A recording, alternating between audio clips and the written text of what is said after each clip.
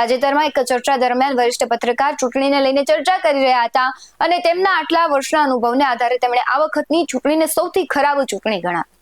સાથે જ ઇલેક્શન કમિશનની કામગીરી પર ખૂબ ગંભીર પ્રશ્નાર્થો પણ તેમણે ઉભા કર્યા. બીજી બાજુ ઉમેદવારોમાં દમ નથી એ પણ એક નગ્ન વાસ્તવિકતા છે. મતદાન માત્ર અમુક ચહેરાઓને ધ્યાનમાં રાખીને લોકો કરે છે અને એ વાતને નકારી પણ શકાય એવી નથી.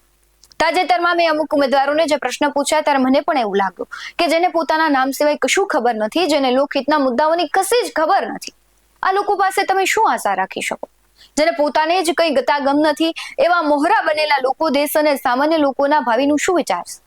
એક મહિલા તરીકે કોઈ ઉમેદવારને તમે મહિલાઓના હિતની અથવા તો પ્રજાલક્ષી વાત શું કરવી એની જ સમજ ન હોય તો કોર્પોરેટર બની જાય તો શું લીલું કરશે જનતાનું? પોતાનો અવાજ જ જેનો દબાતો હોય એ જનતાનો અવાજ બની શકે એવી ધારણા સંપૂર્ણ ભૂલ ભરેલી છે.